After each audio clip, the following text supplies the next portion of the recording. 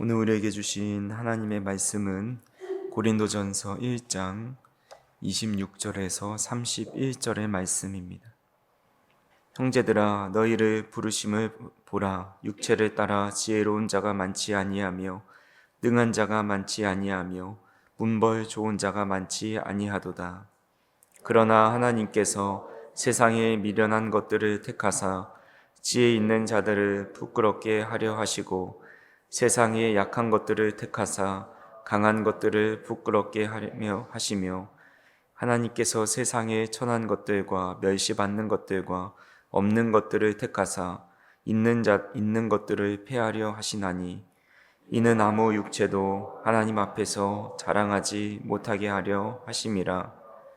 너희는 하나님으로부터 나서 그리스도 예수 안에 있고 예수는 하나님으로부터 나와서 우리에게 지혜와 의로움과 거룩함과 구원함이 되셨으니 기록된 바 자랑하는 자는 주 안에서 자랑하라 함과 같게 하려 함이라.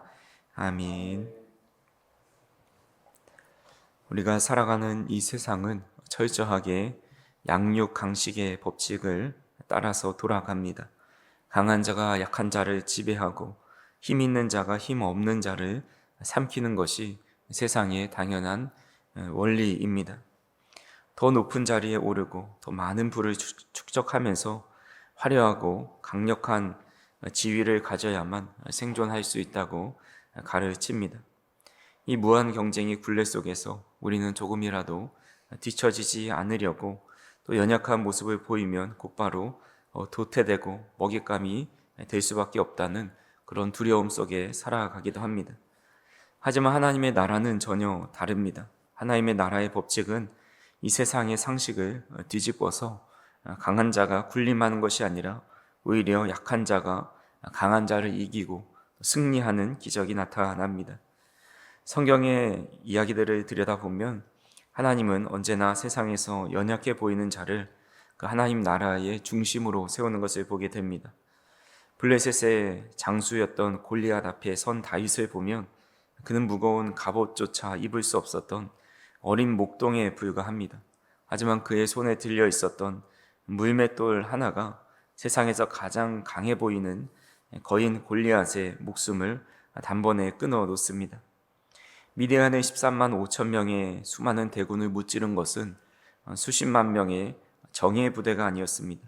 오직 하나님만 의지하면서 두려움 없이 나아간 기드온의 300용사, 또한 그들의 손에 들려 있었던 항아리와 횃불이 전부였습니다.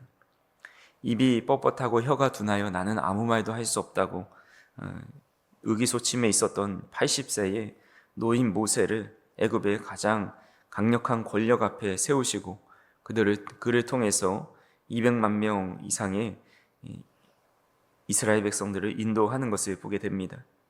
또한 갈릴리에 배움 없이 어부의 일을 하고 있었던 베드로를 주님께서 부르셨고 또한 3번이나 예수님을 부인했던 그리고 각자 살 길을 위해 도망쳤던 그 베드로를 초대교회의 가장 강력한 지도자로 사용하시는 것을 보게 됩니다.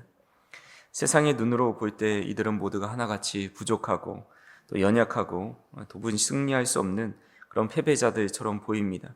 하지만 하나님은 그런 연약한 자들을 통해서 세상의 강한 자들을 부끄럽게 하시고 하나님의 위대한 역사를 이뤄 가시는 것을 보게 됩니다. 어떻게 이런 승리가 가능한 것일까 생각을 해보면 그것은 하나님의 나라는 결코 똑똑하고 강한 사람이 자기 마음대로 주무를 수 있는 곳이 아니었기 때문입니다.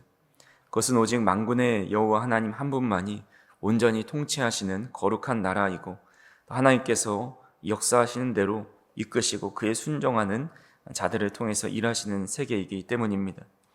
세상의 강함을 의지하는 자는 결국 자신의 힘을 의지하다가 하나님의 뜻 안에 살아가지 못하지만 자신의 약함을 인정하고 전능하신 하나님의 통치 아래 살아가고 그분의 말씀 앞에 순종하고 엎드리는 자는 하나님께서 가장 강력한 승리와 또 하나님의 나라를 이루시는 그런 귀한 도구가 되는 것을 보게 됩니다. 오늘 말씀을 통해서 깨닫게 되는 것 또한 약한 자를 통해 일하시는 그 하나님의 은혜가 저 우리 성도님들에게 함께 있다라는 것을 보게 됩니다. 사도 바울은 오늘 본문 26절을 통해서 고린도 교회 성도들의 실제적인 삶의 모습이 어떠했는지를 알려주고 있습니다. 형제들아, 너희를 부르심을 보라. 육체를 따라 지혜로운 자가 많지 아니하며 능한 자가 많지 아니하며 문벌 좋은 자가 많지 아니하도다 라고 이야기합니다. 먼저는 육체를 따라 지혜로운 자가 많지 않다라고 이야기합니다. 전에도 말씀드렸듯이 이 1세기의 고린도 도시는 상업과 무역이 크게 발달하고 또 헬라 철학과 수사학이 넘쳐나는 곳이었습니다. 사람들은 논리적으로 말을 잘하는 사람, 또 깊은 철학적 지식을 가진 사람을 높여주었습니다. 하지만 교회 안을 들여다보면 그런 당시 사회에 인정하는 지식인 또한 사상가, 학자들이 거의 없었다라는 것을 알게 됩니다. 대다수의 성도는 체계적인 교육을 제대로 받지 않았던 세상 기준으로는 지적 수준이 낮고 평범한 사람들, 육체를 따라 지혜로운 자가 많지 않았던 성도들로 구성되어 있었습니다. 또한 보니까 능한 자가 많지 아니하였다라고 말씀합니다. 여기서 능한 자라는 것은 정치적인 권력을 가지고 있는 그런 사람들이나 막대한 부를 가지고 있어서 사회적으로 영향력을 행사하는 유력 인사들을 의미합니다. 그러니까 고린도라는 거대한 도시 안에는 세상을 주무르는 강한 사람들이 수도 없이 많이 있었지만 정작 교회 안에서는 그런 힘을 가진 자가 매우 드물었습니다. 하루 벌어서 하루 먹고 사는 노동자나 권력자들의 눈치를 보며 살아가는 이 서민들이 주를 이루고 있었습니다. 또한 보니까 문벌 좋은 자가 많지 아니하다라고 말씀합니다. 이 문벌이 좋은 자라는 것은 태어날 때부터 소위 금수저, 또 많은 재산을, 또 좋은 가문에서 태어난 그런 출신을 의미합니다. 철저한 신분제 사회였던 당시 로마 제국에서 이 가문과 혈통은 그 사람의 가치를 측정하고 결정하는 기준이었습니다. 하지만 고린도 교회 구성원의 대다수는 사회의 가장 밑바닥 계층인 노예이거나 또는 이 갓 해방된 자유인들, 혹은 사회적으로 아무런 지위도 보장받지 못하던 소외된 자들이 많이 있었습니다. 그렇다면 사도 바울은 왜 굳이 그런 성도들이 드러내고 싶지 않은 그런 현실을 노골적으로 들추어내는 것일까요? 그들을 무시하거나 조롱하기 위함이 아닙니다. 이 고린도의 화려한 도시 안에서 철저히 소외되고 무시당하던 그들을 창조주 하나님께서 친히 택하시고 부르셨다라는 그 사실을 다시 한번 깨닫게 해주기 위함입니다. 세상은 똑똑하고 힘있고 배경 좋은 사람을 우대하지만 하나님의 선발의 기준은 세상의 기준에 철저히 밀려난 자들, 내세울 이력 한 장 없는 그런 자들을 부르십니다. 이를 통해서 우리의 구원이 인간의 조건이나 잘남에 있지 않고 오직 하나님의 전적인 은혜에 있다라는 그 사실을 깨닫게 하려는 사도 바울의 의도가 담겨 있습니다. 이런 모습은 130여 년 전에 이 땅에 처음 복음이 들어왔던 우리 한국 기독교 역사에도 고스란히 나타납니다. 당시 조선은 철저한 신분제 사회였지요. 양반과 천민의 계급이 엄격하게 나눠져 있었고 남녀 차별이 극심하던 시대였습니다. 처음 십자가의 복음이 전해졌을 때 권력을 쥐고 있었던 양반 사대부와 지식인들은 이를 야만적인 서양 종교라면서 철저히 무시하고 배척합니다. 자신들이 가진 유교적 지식과 기득권을 자랑하느라 복음이 들어갈 틈이 없었습니다. 초기 한국 교회에 세상에서 무시당하고 멸시받았던 사람들, 이름조차 없었던 여성들, 짐승처럼 일하던 머슴들과 노비들, 그리고 사람 취급받지 못했던 호적조차 없었던 백정들이었습니다. 바울의 표현 그대로 지혜로운 자도 능한 자도 문벌 좋은 양반도 거의 없었습니다. 세상의 권력과는 거리가 먼 이 사회의 밑바닥 계층들이 많이 찾아왔습니다. 하지만 하나님은 이 땅에 연약하고 그런 자들을 통해서 부흥을 이루십니다. 전북 김제 금산교회 지역의 최고의 부자였던 양반 지주 조덕삼과 그의 집에서 일하던 머슴이었던 이자익이 함께 예수님을 믿게 됩니다. 교회에서 장로를 선출하는 투표를 했을 때 놀랍게도 양반 조덕삼이 떨어지고 머슴이었던 이자익이 먼저 장로로 선출되는 일이 일어납니다. 세상의 계급과 상식으로는 도저히 상상할 수조차 없는 일이었습니다. 하지만 조덕삼은 하나님이 택하신 머슴 출신 장로를 겸손히 섬겼고, 훗날에 이 이자익 장로는 목사가 되어서 총회장을 3번이나 역임하는 한국교회의 위대한 영적 지도자가 되었고, 큰 부흥의 운동이 일어나는 것을 보게 됩니다. 또한 백정 출신으로 승동교회 초대 장로가 되었던 박성춘 장로의 이야기도 마찬가지이죠. 양반들은 백정과 함께 한자리에서 예배할 수 없다면서 교회를 떠나기도 했지만, 하나님은 그 멸시받던 백정을 세워서 한국교회를 든든히 세워가는 것을 보게 됩니다. 하나님은 세상의 잣대로는 한없이 부족하고 천대받던 약자들을 택하십니다. 그리고 이들을 통해서 스스로 지혜롭고 고상하다 여기던 그들을 부끄럽게 하십니다. 아무런 힘도 없던 이 연약한 초대교회 성도들의 기도와 눈물을 통해서 지금의 한국교회가 있게 되었습니다. 저와 우리 성도님들은 어떠십니까? 지혜가 뛰어나고 능력이 출중하고 출신이 좋으십니까? 오히려 약한 우리를 통해서 하나님의 교회를 세워가고 하나님의 일을 감당하게 하시는 것을 보게 됩니다. 하나님께서 이렇게 약한 자를 들어서 사용하시는 데는 분명한 이유가 있습니다. 오늘 본문 29절에 같이 한번 읽어보겠습니다. 이는 아무 육체도 하나님 앞에서 자랑하지 못하게 하려 하심이라. 아멘. 우리의 본성은 조금만 성공하면, 높은 자리에 오르면 금세 목에 힘을 주고 자신의 공로를 내세우려 합니다. 땀 한 방울, 나의 땀과 내 지혜와 내 능력이 모든 것을 이루었다면서 스스로 자화자찬할 때가 있습니다.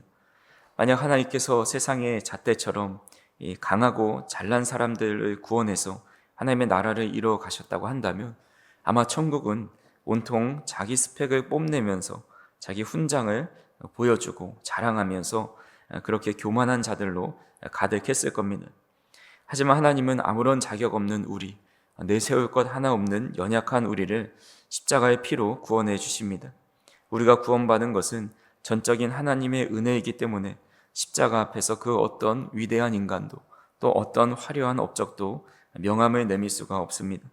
하나님께서 우리의 연약함을 사용하셨다는 사실을 깊이 깨닫게 되어서 그 사람은 도저히 자신을 자랑하지 않고 오직 나의 나된 것은 다 하나님의 은혜라 라는 바울의 고백처럼 주님께 영광 돌릴 수밖에 없습니다. 그래서 사도 바울은 오늘 본문의 마지막 31절에 보니까 이런 위대한 선언으로 오늘 1장을 마무리 짓습니다. 기록된 바 자랑하는 자는 주 안에서 자랑하라 함과 같게 하려 함이라 라고 말씀합니다. 공동 번역에서는 누구든지 자랑하려거든 주님을 자랑하십시오 라고 번역해 놓았습니다. 내세울 것 없는 비천한 우리를 거룩한 자녀로 택하시고 하늘의 지혜와 영원한 생명을 부어주신 주님만을 자랑하라 말씀하고 있습니다. 오늘도 우리의 힘으로 구원을 이룰 수 없었고 지금까지 오늘의 삶을 이룰 수 없었기에 우리는 우리의 노력과 힘을 자랑하는 것이 아니라 오직 하나님만을 자랑하고 높이는 귀한 하루를 살아갈 수 있기를 간절히 소망합니다. 그래서 우리는 우리의 외모와 또 겉모습을 자랑할 것이 아니라 오직 주님만을 자랑하며 주님만을 찬양하고 주님만을 높이는 복된 하루가 되실 수 있기를 주님의 이름으로 축원합니다. 기도하시겠습니다. 사랑과 은혜가 풍성하신 하나님 아버지, 세상의 기준에 휘둘려 우리가 때로는 스스로를 포장하고 또 남과 비교하고 또 교만하거나 열등감에 빠졌던 우리의 어리석음을 다시 한번 말씀을 통해 바라볼 수 있도록 인도하여 주시니 감사합니다. 세상은 끝없이 더 강해야 더 많은 것을 가져라 이야기하지만 주님은 내세울 것 하나 없는 우리의 연약함과 비천함을 있는 그대로 안으시고 거룩한 자녀로 불러주신 그 사랑과 은혜를 또한 깨닫게 됩니다. 우리를 구원하신 분도 우리를 의롭고 거룩하게 하시는 분도 오직 주님 한 분뿐임을 다시 한번 마음에 새길 수 있도록 인도하여 주시고 비천하고 자랑할 것 없는 저희를 택하셔서 하나님 나라의 일을 맡겨주신 그 귀한 일에 감사하며 오직 주님만을 자랑하고 높일 수 있도록 인도하여 주시옵소서. 오늘도 우리 안에 있는 작은 교만이라도 있다면 그것을 다 내려놓을 수 있도록 인도하여 주시고 하나님 안에 있는 지혜와 의로움과 거룩함과 구원함이 우리를 살리고 주님의 뜻 안에 살게 하셨음을 다시 한번 고백하면서 오늘도 일상을 살아가며 날마다 주님을 높이고 주님만을 자랑하는 삶을 살아갈 수 있도록 인도하여 주시옵소서. 사랑하는 우리 모든 성도님들 각자의 연약함 속에서 하나님께서 그들의 약함을 들어 강한 자를 부끄럽게 하시고 우리의 연약함이 하나님의 온전히 일하시는 통로가 되고 하나님의 위대하심을 나타내는 귀한 일들이 될 수 있도록 인도하여 주시옵소서.